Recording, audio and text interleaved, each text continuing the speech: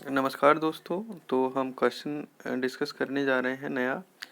Discuss the procedure for a revision of maps and record under the UP revenue code. तो इसका answer है आपका, इसमें procedure पूछा है रेवेन्यू, जो रिवीजन ऑफ मैप्स कैसे होता है, रिकॉर्ड कैसे दर्ज किए जाते हैं आपके यूपी रेवेन्यू कोड में। तो जो सेक्शन 43 है वो प्रोवाइड करता है, जब भी कभी स्टेट गवर्नमेंट इस की राय होती है कि कोई भी डिस्ट्रिक्ट या कोई भी लोकल एरिया या कोई भी रिवीजन ऑफ रिकॉर्ड या कोई भी रीसर्वे, ठीक है, उसका होना वही आवश्यक है, तो क्या करेगा, एक नोटिफिकेशन पब्लिश करेगा टू दैट इफेक्ट, ठीक है, उस इफेक्ट के लिए। And there upon such district और एरिया, जो आपका जिला है या जो आपका क्षेत्र है, shall be deemed to be under record operation. तो वो किसके अंडर में आएगा, रिकॉर्ड ऑपरेशन के अंडर में ये डीम किया जाएगा, और सर्वे ऑपरेशन और बोथ, ठीक है। तो ये आपका डीम किया जाएगा। सेक्शन 49 आपका प्रोसीजर ले डाउन करता है। तो क्या है, फॉलोइंग प्रोसीजर क्या क्या होगा। फर्स्ट है आपका, the record officer shall carry out survey, field to field पड़ताल and test and verification of current record of खतौनी। तो जो रिकॉर्ड ऑफिसर होगा वो सर्वे को कैरी आउट करेगा, फील्ड टू फील्ड पड़ताल करेगा, जाके जांच पड़ताल करेगा और टेस्ट करेगा, ठीक। और उसके बाद वो वेरीफाई करेगा कि करंट रिकॉर्ड ऑफ खतौनी आपका है क्या। तो उसी हिसाब से वो मैप एंड रिकॉर्ड का रिवीजन कर देगा।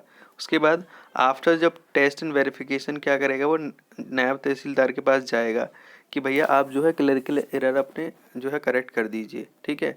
और कोई भी रिलेवेंट एक्सट्रैक्ट है आपका रिकॉर्ड ऑफ राइट्स का, ठीक है, तो वो कंसर्न पर्सनस को आप बता दीजिए कि ऐसे ऐसे भैया आपका करेक्ट होना है, ठीक है। फिर उसके बाद एनी पर्सन में फाइल एन ऑब्जेक्शन, कोई भी पर्सन अगर जिसे लगता है कि भैया रिकॉर्ड ऑफ राइट्स में सही से मेंशन नहीं है, तो वो 21 दिन के अंतर्गत ऑब्जेक्शन फाइल कर सकता है नायब तहसीलदार को, ठीक है। और करेक्टनेस ऑफ रिकॉर्ड के रिगार्डिंग, ठीक है, जो कि अब सप्लाई किए गए हैं।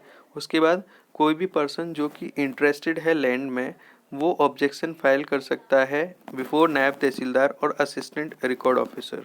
तो उनके सामने भैया आप जो है ऑब्जेक्शन फाइल कर सकते हैं, आप जो है ऑब्जेक्शन फाइल कर सकते हैं, ठीक है, उनके सामने। उसके बाद जो है, जो आपका नायब तहसीलदार होगा, ठीक है, तो वो क्या करेगा, वो कंसीडर करेगा उन ऑब्जेक्शंस को और उन्हें जो है नेचुरल जस्टिस के हिसाब से अपॉर्चुनिटी ऑफ बीइंग हर्ड देगा, ठीक है, कंसर्न पार्टी को। और डिस्प्यूट को सेटल करेगा कंसिलिएशन के द्वारा बिटवीन द पार्टीज।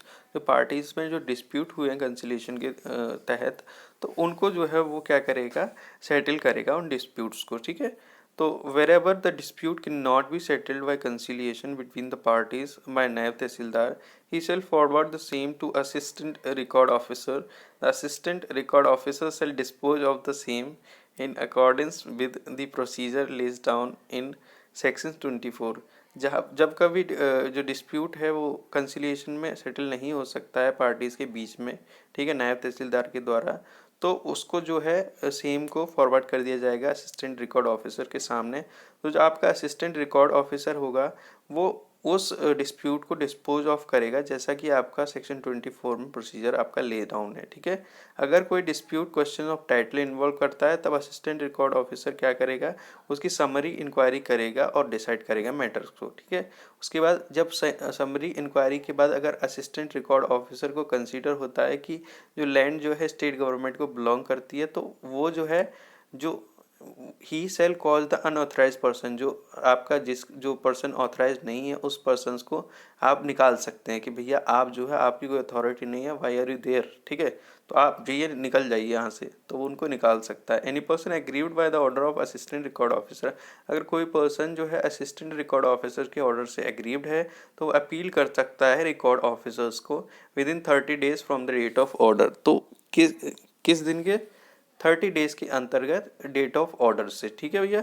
उसके बाद डिस्कस पावर और रिकॉर्ड ऑफिसर्स, क्या क्या पावर होती है रिकॉर्ड ऑफिसर्स की, तो वो आपका नया क्वेश्चन है, तो उसको हम देख लेते हैं। सेक्शन 44 जो है आपका डिस्कस करता है कि स्टेट गवर्नमेंट अपॉइंट कर सकता है रिकॉर्ड ऑफिसर्स का, जो कि आपका रिकॉर्ड ऑपरेशंस का इंचार्ज होगा, या फिर सर्वे ऑपरेशन, या फिर बोथ, उन दोनों का आपका इंचार्ज हो सकता है। And may also appoint as many record officer as it may deem fit, और वो अपॉइंट कर सकता है एक या एक से अधिक असिस्टेंट रिकॉर्ड ऑफिसर, जैसा भी उसको उचित लगे, ठीक है। Following power are exercise by the record officer, कौन कौन सी पावर एक्सरसाइज की जाती है रिकॉर्ड ऑफिसर्स के द्वारा। तो सेक्शन 45 प्रोवाइड करता है कि अगर कोई भी डिस्ट्रिक्ट है, ठीक है, या कोई भी लोकल एरिया है, ठीक है, और वो जो है सर्वे ऑपरेशन उसमें हो रहा है, तो जो पावर कन्फर की जा रही है सेक्शन 23 to 26 में, तो वो रिकॉर्ड ऑफिसर्स के द्वारा एक्सरसाइज की जाएंगी।